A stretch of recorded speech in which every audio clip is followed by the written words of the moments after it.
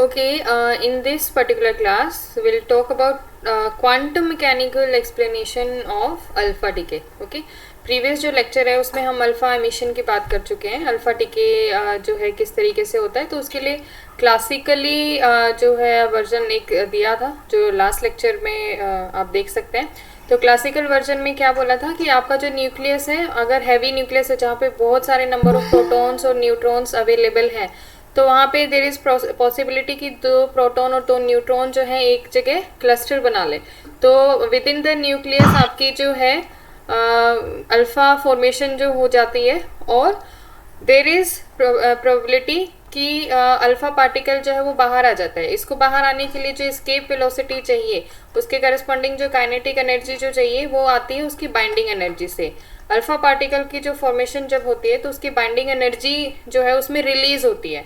ठीक है, कुछ पार्टिकल्स ऐसे होते हैं कि मतलब उनकी जो फॉर्मेशन जब होती है, जैसे कि अभी अल्फ़ा पार्टिकल ही है, इसमें शॉर्ट रेंज फोर्सेस जो होते हैं, ठीक है, वो लगते हैं जो काफ़ी स्ट्रॉन्ग होते हैं. ठीक है, और वो जो है न्यूक्लियंस को जो है बाउंड करके रखते हैं. ठीक है, तो न्यूक्लियर को बाउंड करने के लिए जो हम फिर कुछ एक्स्ट्रा फोर्स लगाना पड़ता है. ठीक है, तो डेल एम के करस्पॉन्डिंग जो है डेल एम सी स्क्वायर के करस्पॉन्डिंग एनर्जी जो है रिलीज होती है, जिसे हम बोलते हैं बाइंडिंग एनर्जी. ठीक है, ये जो डेल एम है ये क्या है, मास डिफेक्ट है. आपका कितने नंबर ऑफ प्रोटॉन और न्यूट्रॉन जो थे, यहाँ पे 2 प्रोटॉन है 2 न्यूट्रॉन है, उनके जो मासेस हैं उनका जो सम, ठीक है, plus 2mp plus 2mn minus जो आपका अल्फ़ा पार्टिकल जो है उसका जो मास है, उसमें ये कुछ फाइनाइट पॉजिटिव वैल्यू आएगी, और ये sorry this is your del M, और इसको अगर हम सी स्क्वायर से मल्टीप्लाई करेंगे तो ये आपका बन जाएगा यहाँ पर Q. ठीक है, तो ये जो Q जो है ये रिलीज होती है. ठीक है, जब अल्फ़ा पार्टिकल का फॉर्मेशन होता है, और वो एनर्जी जो रिलीज होती है उसको अल्फ़ा पार्टिकल गेन करेगा एज ए काइनेटिक एनर्जी, और न्यूक्लियस से एस्केप हो जाता है. अब इसकी जो वैल्यू है बाइंडिंग एनर्जी की for an alpha particle, that comes out to be 28 mega electron volt. ठीक है, जो होती है अल्फ़ा पार्टिकल की. ठीक है, लेकिन और आपका जो पोटेंशियल वेल जो है, हमने प्रीवियस क्लास में जो है यहाँ पे देखा था, पोटेंशियल वेल हमने एक बनाया था. ठीक है, कि न्यूक्लियस की जो रेडियस जो होती है उसके इक्विवेलेंट यहाँ पे अंदर जो है एक पोटेंशियल वेल के जैसे क्रिएट हो जाता है कि इतना पोटेंशियल उसको ओवरकम करना पड़ेगा, और ये पोटेंशियल की वैल्यू होती है आपकी 26 मेगा इलेक्ट्रॉन के इक्वल. ठीक है, तो यहाँ पे क्लासिकल फिजिक्स बोल रही है कि उसकी बाइंडिंग एनर्जी जो है वो इतनी सफिशिएंट है 28 मेगा इलेक्ट्रॉन वोल्ट कि वो 26 मेगा इलेक्ट्रॉन वोल्ट के पोटेंशियल को ओवरकम करके बाहर आ जाता है. ठीक है, और बाहर आते ही वो रिपल्सिव फोर्सेस के इन्फ्लुएंस में आता है, और जो कि आपके डिक्रीजिंग फोर्सेस होते हैं. तो at r is equal to r, ये है आपका रेडियस ऑफ न्यूक्लियस के इक्वल जो डिस्टेंस है. यहाँ पे आपके अट्रैक्टिव फोर्सेस डोमिनेटिंग होते हैं, जिसकी वजह से न्यूक्लियॉन्स आपके बाउंडेड होते हैं, और यहाँ पे होते हैं रिपल्सिव फोर्सेस कि बहुत सारे जो प्रोटॉन के बीच का जो रिपल्शन है वो ओवरकम करता है उस फोर्स को, और यहाँ पे इस पे एकदम बैलेंस रहता है. ठीक है, लेकिन experimentally it has been found कि आपके अल्फा पार्टिकल जो बाहर एमिट हो रहे हैं ना, उनकी एनर्जी होती है 4.18 मेगा इलेक्ट्रॉन वोल्ट. ठीक है, और आपका जो पोटेंशियल वेल है उसकी वैल्यू हमने देखी 26 मेगा इलेक्ट्रॉन वोल्ट. तो क्लासिकली तो ये चीज पॉसिबल ही नहीं है कि एक 4 मेगा इलेक्ट्रॉन वोल्ट का पार्टिकल जो है 26 मेगा इलेक्ट्रॉन की पोटेंशियल को ओवरकम करके बाहर आ जाए. तो इसको बोलते हैं हम पैराडॉक्स. पैराडॉक्स क्या है कि भाई क्लासिकल फिजिक्स तो ये बोलती है कि भाई पोटेंशियल जो है उसको ओवरकम करने के लिए 26 मेगा इलेक्ट्रॉन वोल्ट की एनर्जी चाहिए उसको. ठीक है, लेकिन पार्टिकल के पास एनर्जी एक्सपेरिमेंटली मेजर की गई कि इतनी होती है. तो कैसे ये पॉसिबल है? क्लासिकल मैकेनिकली ही ये चीज पॉसिबल नहीं है कि कोई पार्टिकल जिसकी एनर्जी इतनी है वो इतने ज्यादा हाई पोटेंशियल को ओवरकम कर पाए.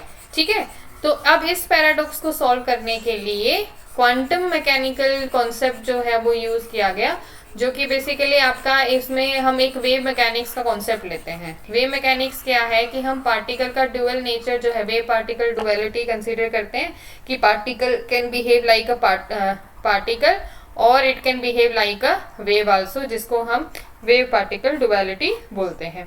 तो हम अल्फा पार्टिकल को एज अ वेव कंसीडर करें. ठीक है, तो उस केस में क्या होगा, यहाँ पर अब आप इस फिगर को देखिए. इधर ये वही फिगर है जो वहां पे ड्रॉ किया गया था, ठीक है। यहाँ पे ये थोड़ा सा मिस प्रिंट है, R1 is your this distance, यहाँ पे ये R1 जो है इसको यहाँ पे समझे, ठीक है। होता क्या है, ये आपका at a distance up to capital R जो कि आपका न्यूक्लियस का रेडियस है, ठीक है। उसमें हमने अब हम क्वांटम मैकेनिक्स की बात करेंगे जिसमें हमने अल्फा पार्टिकल को अज्यूम किया कि एज अ वेव, ठीक है।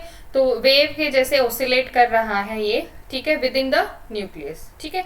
और यहाँ पे बाउंड्री पे at R is equal to R, small r is equal to capital R, where R is the radius of the nucleus.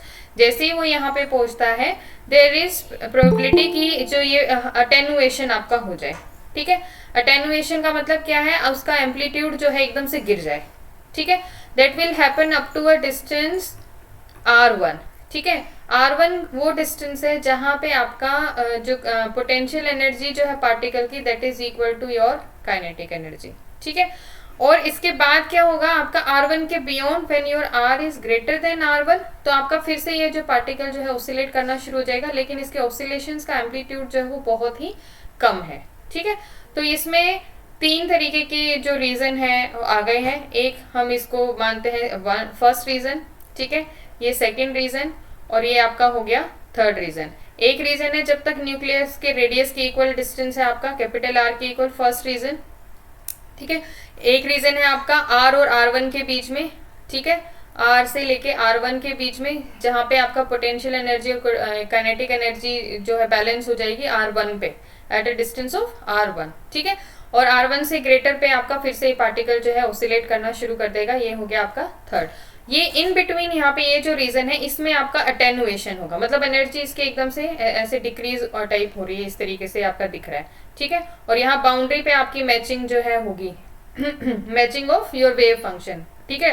Wave function जो एक्सेप्टेबल वेव फंक्शन की जो प्रॉपर्टीज हैं ये हम प्रीवियस क्लास में कर चुके हैं, ठीक है, कि आपका सिंगल वैल्यूड होना चाहिए, फाइनाइट वैल्यू होना चाहिए, कंटिन्यूस होना चाहिए, फर्स्ट डेरिवेटिव भी कंटिन्यूस होना चाहिए, तो बाउंड्री पे आपका यहाँ पे कंटिन्यूटी ब्रेक नहीं होनी चाहिए, ओके। तो यहाँ पे वेव मैकेनिक्स क्या बोलती है कि even if the particle does not have the sufficient amount of energy, ठीक है, कि पोटेंशियल जो है उसका यहाँ पे ये इतना हाई पोटेंशियल इसको चाहिए, अगर उसको एग्जैक्टली पूरा एकदम फ्री पार्टिकल हमें एज ए फ्री पार्टिकल उसको बाहर सर्च करना है अल्फा पार्टिकल को, ठीक है, वो तो हमने देखा एक्सपेरिमेंटली पॉसिबल ही नहीं है, अल्फा की वैल्यू इतनी ज्यादा है ही नहीं, अल्फा के पास तो अप्रोक्सीमेटली 4 मेगा इलेक्ट्रॉन वोल्ट के करस्पॉन्डिंग की करीब एनर्जी है। तो वेव मैकेनिक्स क्या कहती है कि भाई ये पार्टिकल ऑसिलेट कर रहा है, there is probability that it will collide with its wall, ठीक है। यहाँ पे ये जो पोटेंशियल है इसको हम एज ए वेल कंसीडर करते हैं, हम ऐसा कर लेते हैं, ठीक है। इसका एक और दूसरा पिक्चर जो है यहाँ पे इक्विवेलेंट पिक्चर जो है यहाँ पे ड्रॉ कर दिया, जिसमें रीजन 2 जो है देखो, ठीक है, रीजन 2 जहाँ पे अटेनुएट हो रहा था R और R1 के बीच में, अब यहाँ पे है x इज इक्वल टू 0, मतलब ये R, ठीक है, यहाँ से आपका यहाँ तक कोई आपका रेडियस जो है शुरू हुआ न्यूक्लियस का कैपिटल R, ये आपका डिस्टेंस हो गया R1 and this is your beyond R1, ठीक है। जो तीन रीजन मैंने बताए थे R1, R2 एंड R3।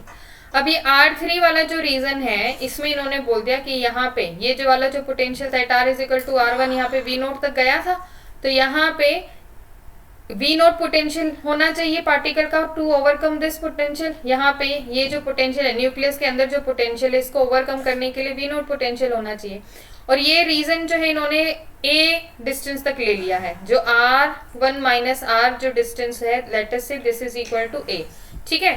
तो इसको जो है हमने बोला है ये जो रीजन 2 जो है ये थोड़ा सा एक्सटेंड हो गया है, ऐसा नहीं है कि बस पोटेंशियल V0 यहीं तक है, नहीं, ये जहां तक इसका अटेनुएशन हो रहा है वहां डिस्टेंस तक हमने इसको जो है मान लिया कि ये A डिस्टेंस है, ठीक है। तो इसको एक फाइनाइट पोटेंशियल के जैसे मान लिया कि आपका यहाँ पे ये इस तरीके से बन गया है, ठीक है। अब वो जो आपका पार्टिकल यहाँ पे न्यूक्लियस में वेव फंक्शन ऑसिलेट कर रहा था, ठीक है, वो यहाँ पे रीजन 2 में अगर जाएगा, ठीक है, कब जाएगा, अब ये पार्टिकल ऑसिलेट कर रहा है, ठीक है, तो इसको हम एक वॉल के जैसे अज्यूम कर लेते हैं, जैसे यही होता है ना कि जैसे एक किला है, ठीक है, उसकी वॉल है और कोई बंदा यहाँ पे फंस गया है, तो उसके पास क्या चांसेस हैं कि या तो वो दीवारों के ऊपर चढ़ के जाए, ठीक है, कि उसके पास इतनी एनर्जी होनी चाहिए कि वो दीवारों के ऊपर चढ़ के और दीवार की दूसरी तरफ क्रॉस कर दे, दूसरा पॉसिबिलिटी क्या है, यहाँ पे कोई टनल हो कि उसको कोई रास्ता दिख जाए टनल के जैसे, हालांकि बिल्कुल छोटा सा ही रास्ता है लेकिन उस टनल के थ्रू वो पार कर जाए उसको, तो ये टनल का जितना रास्ता होगा उसको हमने मान लिया है ए। ठीक है, तो यहाँ पे this is your like tunnel. ठीक है, तो ये पार्टिकल जो है ऑसिलेट करता रहेगा और इस वॉल के साथ क्या टकराता रहेगा। ठीक है, कोलिजन करेगा। ठीक है, कोलिजन करेगा तो ये वापस बाउंस बैक होता रहेगा। ठीक है, ये वापस फिर से ऑसिलेट होके आ जाएगा, तो एक बार ये इधर इंसिडेंट वेव होगा और फिर वापस ये क्या है, रिफ्लेक्ट होगा। ठीक है, इंसिडेंट होगा, रिफ्लेक्ट होगा, इस तरीके से चलता रहेगा, तो ये कोलिजन होते रहेंगे। So there will be a chance like 1 in 1000 cases, ठीक है, इवन मोर देन दिस, कि 1 लाख में कोई एक ऐसा केस आ जाएगा कि ये जो पार्टिकल इंसिडेंट हुआ ये टनल के थ्रू चला जाएगा। ठीक है, ये इसके अंदर पेनिट्रेट कर जाएगा इस फाइनाइट पोटेंशियल में। ठीक है, और ये जो इसके अंदर इसने इसको क्रॉस किया और क्रॉस करके अगर ये रीजन 3 में पहुंच जाता है, ठीक है, रीजन 3 में पहुंच जाता है, यहाँ पे हमें अल्फा पार्टिकल अगर नजर आ जाता है तो हम इसको बोलते हैं कि पार्टिकल जो है टनल कर गया है फ्रॉम रीजन 1 to रीजन 3। ठीक है, तो इसको हम बोलते हैं टनलिंग इफेक्ट। ठीक है, टनलिंग इफेक्ट क्या है कि टनल के जैसे जो है वो क्या इसके ऊपर से तो कम ओवरकम करके नहीं आ सकता, ये इसके टनल के थ्रू आ जाएगा। तो हालांकि इसकी प्रोबेबिलिटी बहुत कम है but still there is a finite probability. क्यों, यहाँ पे हमने देखा अटेन्युएशन में इसका फाइनाइट एम्पलीट्यूड है, तो फाइनाइट एम्पलीट्यूड अगर है तो there is finite probability. Probability हम कैसे निकालते थे, कोई भी वेव फंक्शन होता था हम उसकी प्रोबेबिलिटी निकालते थे ना, कोई वेव फंक्शन अगर है तो साइन मोड स्क्वायर उसकी प्रोबेबिलिटी है। प्रोबेबिलिटी हमें क्या देते हैं, किसी भी पार्टिकल के होने की कितनी प्रोबेबिलिटी है। ठीक है, उसकी पोजीशन अगर हमें मेजर करनी है। ठीक है, जैसे कोई रीजन था, लेंथ ऑफ अ बॉक्स हम निकालते थे ना कि उसमें हमारी कितनी आपकी पार्टिकल की कहाँ होने की प्रोबेबिलिटी है, तो ग्राउंड स्टेट में इस तरीके का वेव फंक्शन आता था, फर्स्ट स्टेट में हमारा इस तरीके का आता था। ठीक है, तो ये एम्पलीट्यूड कितना है उतनी हमें प्रोबेबिलिटी बताता था कि यहाँ नोट्स पे ये एम्पलीट्यूड 0 है तो यहाँ होने की प्रोबेबिलिटी नहीं है, यहाँ पे मैक्सिमम है, ऐसे इस केस में यहाँ पे मिडल ऑफ द बॉक्स में मैक्सिमम है। ठीक है, ये सब हम प्रीवियस जो आपके सेमेस्टर था उसमें कर चुके हैं। ठीक है, तो साई मोड जो है आप स्केयर जो है वो आपको देता है प्रोबेबिलिटी, और प्रोबेबिलिटी अब फाइनली आपका साई पे डिपेंड कर रहा है। साई का एम्पलीट्यूड अगर फाइनाइट है तो देयर इज फाइनाइट प्रोबेबिलिटी कि पार्टिकल यहाँ पे है। ठीक है, हालांकि बहुत कम है, ठीक है, चांसेस, लेकिन फाइनाइट मतलब थोड़ा सा चांसेस है कि वो यहाँ पे आ जाए। ठीक है, तो इस इफेक्ट को हम बोलते हैं टनलिंग इफेक्ट। ठीक है, तो क्वांटम मैकेनिक्स ने इस तरीके से जो है इसको एक्सप्लेन करने की कोशिश की कि आपका जो न्यूक्लियस जो है वो उसमें जो उसकी न्यूक्लियस की जो वॉल है वो एक हाई पोटेंशियल के जैसे एक्ट करती हैं, और पार्टिकल के लिए पॉसिबल नहीं है कि वो उसको इजीली ओवरकम कर पाए क्योंकि उनके पास इतनी एनर्जी नहीं होती है। लेकिन देयर इज प्रोबेबिलिटी कि वो उस न्यूक्लियस की वॉल के साथ कोलाइड करते रहें और एक फाइनाइट ऐसा आ जाएगा जब आपका जो है टनलिंग इफेक्ट के थ्रू जो है वो उस रीजन को क्रॉस कर दे, कि कोलिजन होता रहता है, एक कोलिजन ऐसा हो जाता है कि वो उससे बाहर आ जाए। ठीक है, तो इस तरीके से जो है इन्होंने इसको एक्सप्लेन करने की कोशिश की है क्वांटम मैकेनिकली जो है इफेक्ट को। ठीक है, तो यहाँ से अगर हम डिस्टेंस जो है सेंटर ऑफ न्यूक्लियस से अगर मेजर करना चाहें तो आपका जो लेस देन आर अगर है डिस्टेंस, ठीक है, तो आपका जो पोटेंशियल है वो ऑसिलेटरी है। ठीक है, और अगर कोई डिस्टेंस आर है कैपिटल मतलब आर से तो बड़ा है लेकिन लेस देन R1 है, और R1 कौन सा डिस्टेंस है वेयर जो पोटेंशियल एनर्जी जो है आपकी काइनेटिक एनर्जी की इक्वल हो जाती है। ठीक है, तो ये जो डिस्टेंस है जो यूरेनियम वाला जो पार्टिकल है उसके लिए 5 × 10⁻⁻14 आपका जो है इसकी वैल्यू है। R1 की वैल्यू जो है 5 × 10⁻⁻14 मीटर है, जबकि R की वैल्यू जो है वो 1 × 10⁻⁻14 मीटर है। ठीक है, तो इस तरीके से हम जो है एक इसको टनल इफेक्ट के थ्रू इसको एक्सप्लेन कर सकते हैं। अब हम बात करते हैं कितनी प्रोबेबिलिटी है, कैसे पता चलेगा हमें कि कितने चांसेस हैं उसके बाहर आने के। तो हमने क्या किया, यहाँ पे ये पोटेंशियल का प्रोफाइल बनाया है रीजन 1, रीजन 2 और रीजन 3 के करस्पॉन्डिंग। यहाँ पे ये T जो है आपकी, ठीक है, इसकी पार्टिकल की काइनेटिक एनर्जी अगर हम अज्यूम करें, जैसे हम कह रहे हैं ना कि अल्फा की तो भाई 4.18 मेगा इलेक्ट्रॉन वोल्ट ही एनर्जी है, ये इसकी T है। टी अल्फा जो है प्रीवियस आर्टिकल में लिखा हुआ था काइनेटिक एनर्जी। ठीक है। तो काइनेटिक एनर्जी जो है in this case we see कि it is less than V naught. V naught क्या है आपका 26 मेगा इलेक्ट्रॉन वोल्ट कैलकुलेट किया था हमने, ठीक है। तो क्लासिकली तो ये पॉसिबल नहीं है कि पार्टिकल जिसकी एनर्जी काइनेटिक एनर्जी कम है पोटेंशियल एनर्जी से, तो वो इसको ओवरकम करके यहाँ से ऐसे जंप लगा के बाहर आ जाए, ये तो चीज़ पॉसिबल नहीं है। तो यहाँ पे इन्होंने तीन रीजन के लिए तीन वेव फंक्शन लिखे हैं। एक ऑसिलेटरी वेव फंक्शन साई 1, यहाँ पे साई 2 इधर है और ये इधर है साई 3, ठीक है। अब साई 1 और साई 2 की वैल्यू जो है वो डिपेंड करेगी आपकी यहाँ पे पोटेंशियल की वैल्यू क्या है, ठीक है। अब यहाँ पे हमने एज्यूम कर लिया कि इधर इस रीजन में जो है आपकी पोटेंशियल जो वैल्यू है वी नोट की वैल्यू जो है वो यहाँ पे हो जाएगी 0, ठीक है। मतलब there will be some finite value but for the sake of simplicity हम उसको एज्यूम कर रहे हैं कि 0 है, ठीक है। रीजन 2 में उसकी वैल्यू रहेगी वी नोट। अब यहाँ पे ये जो ए जो है मैं आपको बता चुकी हूँ, this is the distance r1 minus R, ये इसको हम इसकी लेंथ बोलते हैं, ठीक है। ये फाइनाइट पोटेंशियल वेल जो है इसकी लेंथ है ये ए, ओके। और इधर रीजन 3 में अगेन ये अल्फा पार्टिकल फ्री पार्टिकल है, यहाँ पे फिर से ये ऑसिलेट करना शुरू हो जाएगा, ठीक है।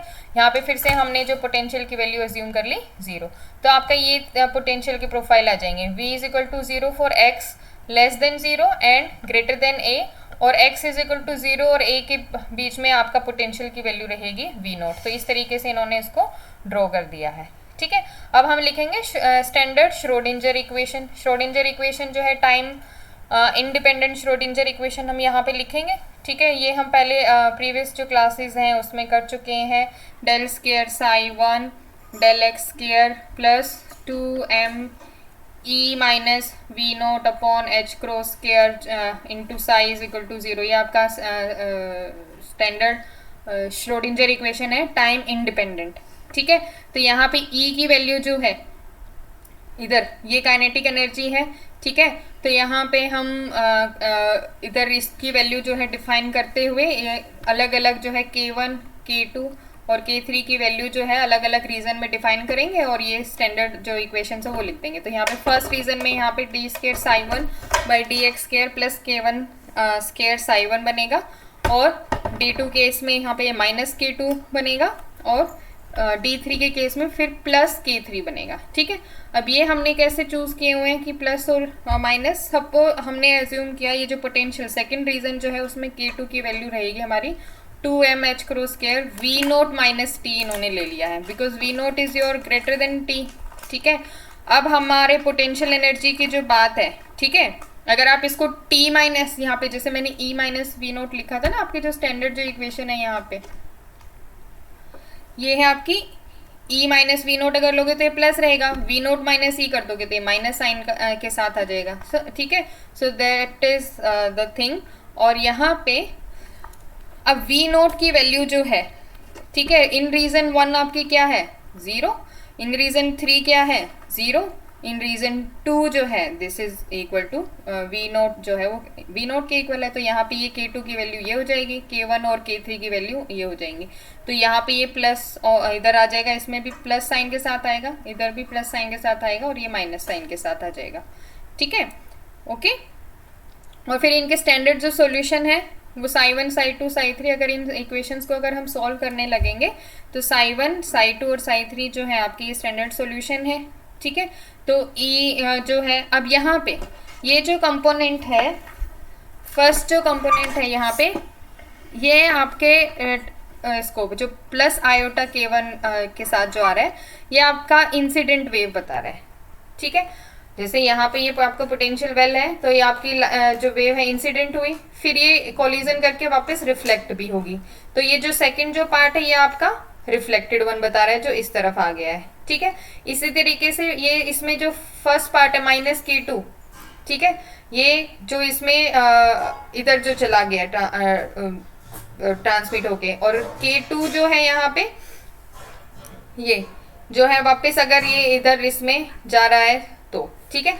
और इधर ये F3 में जो इस तरफ जा रहा है, ठीक है, क्योंकि F3 में तो क्या हो गया, यहाँ पे कोई आगे कोई कोलिजन नहीं है कि ये रिफ्लेक्ट होके वापस आ जाएगा, तो माइनस K1 वाला तो कोई पार्ट आएगा ही नहीं इसमें, ठीक है। तो यहाँ पे कोई चांसेस नहीं है थर्ड वाले केस में कि पार्टिकल वहां चला गया तो वो बस चला गया, वो वापस रिफ्लेक्ट होके नहीं आएगा।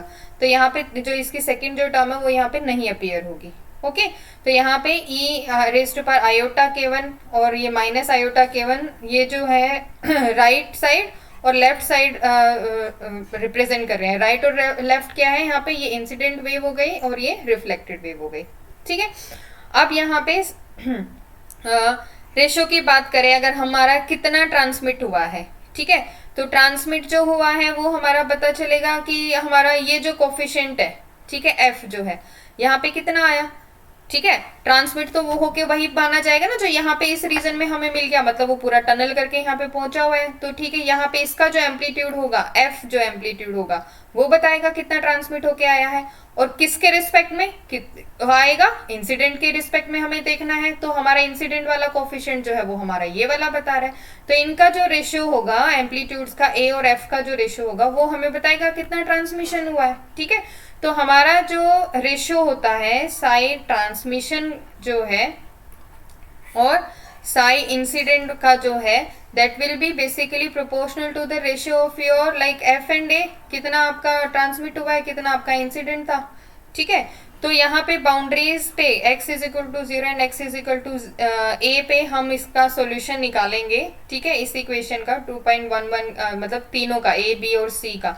ठीक है, तो आपका जो है ट्रांसमिशन कोफिशिएंट जो है टी आर ये आ जाएगा। This is your transmission coefficient T R, ratio of this probability and this probability. ठीक है, इनके एम्पलीट्यूड का रेशियो बेसिकली आपका ये ट्रांसमिशन रेशियो जो है वो आ जाएगा। Okay, so this is for the case when your E is less then V not. आपकी काइनेटिक एनर्जी जो है पोटेंशियल एनर्जी से कम है, हम टनलिंग जो है, ट्रांसमिशन जो है सिर्फ वो कंसीडर कर रहे हैं। ठीक है, ये कैसे आया that is beyond your scope, ये हायर क्लासेस में आप देखेंगे। तो आपको ये स्टैंडर्ड जो सोल्यूशन है इस केस में याद करना पड़ेगा। ये सब चीजें जो है आप प्रीवियस सेमेस्टर में श्रोडिंगर इक्वेशन जब हम लिखते हैं और उसका सोल्यूशन जो है लिखते हैं, उसमें ये आपके स्टैंडर्ड सोल्यूशन हम कर चुके हैं। ओके, अब हम यहाँ पे प्रोबेबिलिटी अगर बताएं, ठीक है, अगर हम ये कहें कि पार्टिकल जो है v वेलोसिटी से मूव कर रहा है और उसकी फ्रीक्वेंसी जो है वो 2r है, जो ठीक है मतलब v वेलोसिटी से चल रहा है तो फ्रीक्वेंसी जो है v/2r होगी उसकी। ठीक है, फ्रीक्वेंसी न्यू जो होगी। ठीक है, तो पर सेकंड जो है मतलब वेलोसिटी और डिस्टेंस है, मतलब एक बार इधर गया और फिर एक बार इधर गया, 0 से r अगर हम डिस्टेंस लेके चल रहे हैं विद इन द न्यूक्लियस तो टोटल डिस्टेंस आपका 2r हो गया। उसके रिस्पेक्ट में मतलब आपकी जो टाइम है आप निकाल सकते हैं ना, velocity is your distance upon time, time को आप फ्रीक्वेंसी लिख सकते हैं, फ्रीक्वेंसी से यहाँ पे क्या वेलोसिटी ओवर डिस्टेंस आ गया, डिस्टेंस यहाँ पे 2r है तो v/2r आपकी फ्रीक्वेंसी हो गई। ठीक है, तो ये फ्रीक्वेंसी से वो बार बार जो है कोलाइड कर रहा है वॉल के साथ, यहाँ पे ये पार्टिकल इंसिडेंट हो रहा है, बार बार कोलाइड कर रहा है इस फ्रीक्वेंसी से, न्यू फ्रीक्वेंसी से। ठीक है, तो आपकी जो डिके होने की प्रोबेबिलिटी जो है वो कितनी, किससे डिपेंड करेगी कि आपकी कितनी तो फ्रीक्वेंसी है और कितनी आपकी ट्रांसमिशन प्रोबेबिलिटी है फॉर दी अल्फा पार्टिकल। इसको टी अल्फा लिखो, यहाँ टी आर लिखिए। ठीक है, अल्फा तो हमने काइनेटिक एनर्जी के लिए डिफाइन किया, तो फ्रीक्वेंसी को हम ट्रांसमिशन प्रोबेबिलिटी से मल्टीप्लाई कर देंगे तो हमारे पास प्रोबेबिलिटी ऑफ डीके आ जाएगी। डीके मतलब कि आपका अल्फा पार्टिकल कितना एमिट हो रहा है। ठीक है, डीके है यहाँ से, हमारे यहाँ पे क्या मतलब है कि आपका जो न्यूक्लियाई जो है डिसइंटीग्रेट हो रहा है डोटर न्यूक्लियाई और अल्फा पार्टिकल में, तो उसको हम डीके बोलते हैं। ठीक है, तो आपका वो जो डीके है लैम्डा, दैट इज, अगर डीके कांस्टेंट को हम लैम्डा से डिनोट कर रहे हैं, that is your multiplication of frequency with your transmission probability. तो न्यू और टी आर की वैल्यू जो है, ये टी आर की वैल्यू है, न्यू की वैल्यू जो है v/2r हम यहाँ पे रखेंगे। ठीक है, assuming your k2a is greater than a। ठीक है, तो उसके greater than unit is okay. तो यहाँ पे आपका ये एक्सप्रेशन आ गया लैम्डा का। ओके, अब इसका आप लॉगरिथम अगर लेंगे लॉग लैम्डा, तो यहाँ पे e की जो वैल्यू है -2 k2a log e, वो तो ये हो जाएगा प्लस log ऑफ दिस, यहाँ पे इसको जो है इग्नोर किया हुआ ये कांस्टेंट क्वांटिटी आएगी। ठीक है, तो इसका इफेक्ट जो है नेग्लिजिबल होगा। जब हम लॉगरिथम लेंगे तो यहाँ पे इसके फैक्टर को like log of A B है ना, तो log of A plus log B आएगा, तो ये log ए टर्म जो है that is your v/2r, this is negligible. ठीक है, तो इसको यहाँ पे इन्होंने इग्नोर किया है, सिंपली -2 k2a ठीक है, plus log of 16t upon V naught, एक बाहर रख ले और एक वी नोट से इसको डिवाइड कर दे तो 1 minus T by V naught आपका बच गया। ठीक है, ओके। और थर्ड जो टर्म है ई रेस टू माइनस 2k2 है वो यहाँ पे आ गई है। ठीक है, अब यहाँ पे इन्होंने बोला भी हुआ है कि कांस्टेंट टर्म जो है इनसिग्निफिकेंट जो है उनको हमने ड्रॉप कर दिया है यहाँ पे। ओके फाइन, तो अब यहाँ पे टी आर की प्रोबेबिलिटी जो है K1 K2 की टर्म में जो है ये आपका स्टैंडर्ड सॉल्यूशन है, ये आपको याद करना पड़ेगा। ठीक है, कि K1 K अब K1 और K2 क्या थे आपके, रीजन 1 और रीजन 2 में आपकी जो श्रोडिंजर इक्वेशन में हमने K1 और K2 कांस्टेंट जो डिफाइन किए थे वो वैल्यूज हैं। ठीक है, तो यहाँ पे ये आपकी जो है टी आर की वैल्यू यहाँ से आ जाएगी। ओके, तो टी आर की जो ट्रांसमिशन प्रोबेबिलिटी जो है, ठीक है, वो आपका आ गया ये। ठीक है, जो आपका ट्रांसमिशन प्रोबेबिलिटी क्या मैंने डिफाइन की थी ऊपर, ratio of F over A, that was your Sai transmission जो थर्ड रीजन वाला जो था।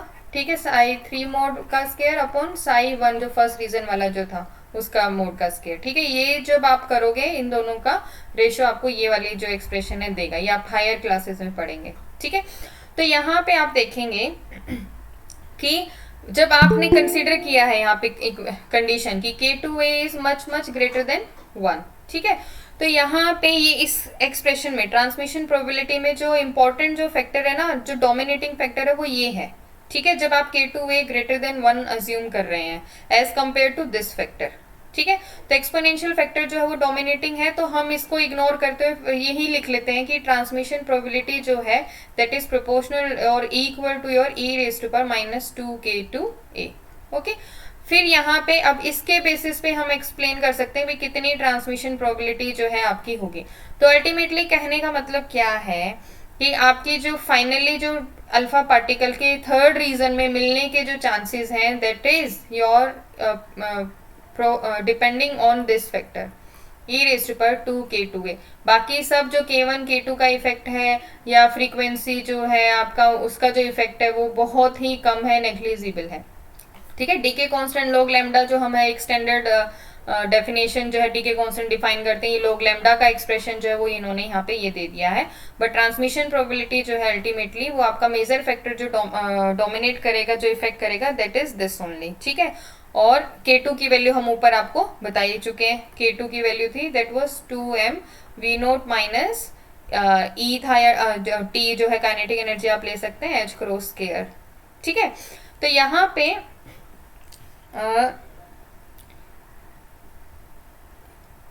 A जो है, A की वैल्यू मतलब आपके जो फाइनाइट पोटेंशियल जो हम ले रहे हैं, ठीक है, फाइनाइट पोटेंशियल जो हम ले रहे हैं उसकी विड्थ के ऊपर भी डिपेंड कर रहा है ए। ठीक है, कम है या ज्यादा है उसकी ई रेज़ पर K2A का फैक्टर ना, K2 तो ये हो गया, A इसकी विड्थ हो गई, मींस R और R1 जो डिस्टेंस जो हम ले रहे हैं ये A जो है उसके ऊपर भी ये वैल्यू जो है डिपेंड कर रहा है। ठीक है, और ये इसके अंदर जो है पोटेंशियल आपका कांस्टेंट नहीं है, आपने देखा ना कि आपका यहाँ पे ये ऑसिलेट कर रहा था और फिर एकदम से ये अटेनुएट कर गया था। ठीक है, तो वेव जो फंक्शन है वो एक कोई कांस्टेंट वैल्यू नहीं है। ठीक है, तो आपका ये चेंज होता रहेगा। ठीक है, तो अगर हम ये कहें अभी तो हमने चलो इसके पोटेंशियल को वी नोट हमने यहाँ पे स्टैंडर्ड ऐसे एक फिक्स अज्यूम कर लिया कि ये कांस्टेंट है। अगर कांस्टेंट नहीं है तो अगर ये तो एम्पलीट्यूड तो वेरी कर ही रहा है, अगर ये जो पोटेंशियल है उसकी वैल्यू भी अगर वेरी करे तो इस तरीके से, तो उस केस में हम क्या करेंगे कि इस पूरे जो फाइनाइट जो आपका ये पोटेंशियल है उसको हम स्टेप्स में डिवाइड कर लेते हैं। ठीक है, तो यहाँ पे इन्होंने इस तरीके से दिया 0 से R में, तो हमने वी नोट की वैल्यू 0 ली थी, यहाँ पे हमने वी नोट ली थी। ठीक है, अब ये अगर आपका अटेनुएट कर रहा है मतलब ये भी फिक्स नहीं है, ये वैल्यू जो पहले हम फिक्स ले रहे थे फ्रिज के ऊपर। ठीक है, तो ये भी अगर हम माने कि आपका अटेनुएट हो रहा है तो हम इसको ऐसे एज ए स्टेप के फॉर्म में ले लेते हैं। ठीक है, स्टेप अगर हम लेंगे इसको तो हमें क्या है कि इसको इंटीग्रेट करना पड़ेगा। ठीक है, इंटीग्रेट करेंगे तभी तो हमारे पास हर एक जो ये स्टेप हमने जो लिया है उसका इफेक्ट आएगा। ठीक है, तो पहले जो हमने सिंगल आपने एक स्टेप लिया था तो उस केस में तो आपकी ट्रांसमिशन प्रोबेबिलिटी थी वो 2k 2a थी, ठीक है। अगर हमें ने इसको स्मॉल स्मॉल स्टेप्स में डिवाइड कर दिया कि एक स्टेप यहाँ तक इतना हुआ, फिर एक स्टेप इतना हुआ, ठीक है, इस तरीके से, तो हम सबके इफेक्ट लेने के लिए क्या है, उसको इंटीग्रेट करेंगे, सम करेंगे, ठीक है। तो यहाँ पे आपका ट्रांसमिशन जो है उस केस में इसका इंटीग्रेशन वैल्यू हो जाएगा, ठीक है, over a distance dx dx की dx लेंथ के हमने यहाँ पे स्मॉल स्मॉल स्टेप्स हम लेते रहेंगे, और k2 की वैल्यू जो है 2m v minus T over H cross होगी ही होगी, ठीक है। तो ये वैल्यू जो है k2 की वैल्यू हम रख दें, तो tr जो है फाइनली जो केस है जिसमें कि आपका पोटेंशियल भी कांस्टेंट ना होके अटेनुएट अगर कर रहा है, तो वहां पे आपकी ये वैल्यू जो है हम रख देंगे, ठीक है। k2 की वैल्यू इन्होंने रख दी है 2, और k2 की value under root 2m V R minus T, यहाँ पे V R minus T raise to power 1/2 इन्होंने ले लिया, एच क्रॉस बाहर आ गया, अंडर रूट 2m जो है कॉन्स्टेंट क्वांटिटीज जो है ये आपके बाहर आ गए इंटीग्रेशन से, ठीक है।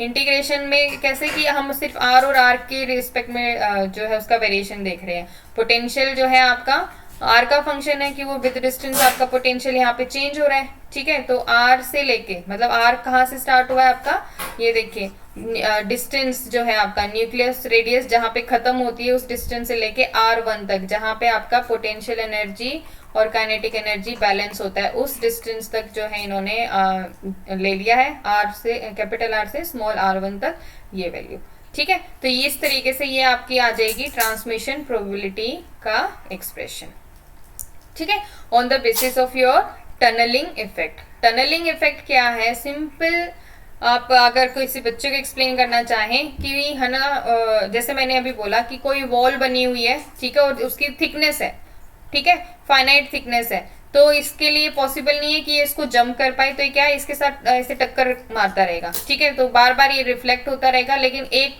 बार कोई एक ऐसा चांस ऐसा बढ़ जाएगा उसका कि वो इसको पार कर देगा, ठीक है। पार करके अगर वो यहाँ पे आ गया तो हम बोलते हैं कि ये टनल के जैसे इसने एक्ट किया, और इस इफेक्ट को हम बोलते हैं टनलिंग इफेक्ट। अब इसमें अगर ये कांस्टेंट हम v नोट लेके चल रहे हैं तो हमारा transmission probability simple e raise to power minus 2k2a के इक्वल था।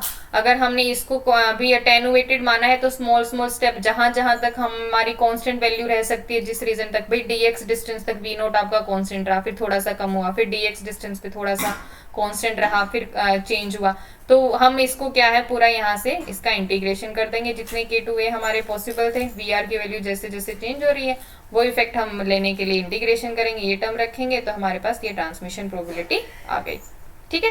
सो this way we can find out कि आपकी कितने चांसेस हैं कि आपका पार्टिकल जो है यहाँ पे हमें बाहर मिल जाए out of the after crossing the potential of your nucleus, ठीक है, ठीक है। तो यहाँ पे अब इन्होंने लैम्डा को फिर से डिफाइन किया हुआ है, उसमें वही v नोट बाई 2r जो उसकी फ्रीक्वेंसी थी उसको ट्रांसमिशन प्रोबेबिलिटी से मल्टीप्लाई कर दिया, जो एक्सप्रेशन ये अभी हमने दिया था 2.17, ठीक है। तो यहाँ पे ये आपका डीके कांस्टेंट आ गया, ठीक है। तो यहाँ पे आप देखेंगे कि आपकी जो डीके कांस्टेंट है, ठीक है, that is related to the kinetic energy, ठीक है। लेकिन ये एग्जैक्टली आगे हम पढ़ेंगे, जीगर नटल लॉ आएगा, उसके एग्जैक्टली सिमिलर नहीं है, लेकिन उसमें आपको पता चलेगा कि मतलब अल्फा की पार्टिकल की कितनी काइनेटिक एनर्जी है, उसकी करस्पॉन्डिंग ही उसकी प्रोबेबिलिटी जो है रहेगी, कि ज्यादा है तो ज्यादा प्रोबेबिलिटी है कि वो बाहर आ जाए, ठीक है। तो ये हालांकि डायरेक्टली आपको बता रहे हैं कि हाँ काइनेटिक एनर्जी की मतलब प्रोपोर्शनल आपकी है, ठीक है। तो यहाँ पे ये जो थ्योरी है बेसिकली और क्वांटम वेव मैकेनिक थ्योरी है, ठीक है, कि उन्होंने अल्फा पार्टिकल को एक वेव के जैसे अज्यूम किया, ठीक है, और उसको वेव अज्यूम करते हुए देयर इज फाइनाइट प्रोबेबिलिटी कि वो बाहर आ जाए न्यूक्लियस से उस बैरियर को टनल करके, ठीक है, नॉट ओवरकम बट टनल करके, ठीक है, ट्रांसमिशन के थ्रू वो बाहर आ जाए, तो इसको हम बोलते हैं emission of alpha particles of lower energy than the barrier potential energy, ठीक है। तो इस तरीके से हम इसको जो है फाइंड आउट कर सकते हैं। So this was all about your quantum treatment of your alpha emission.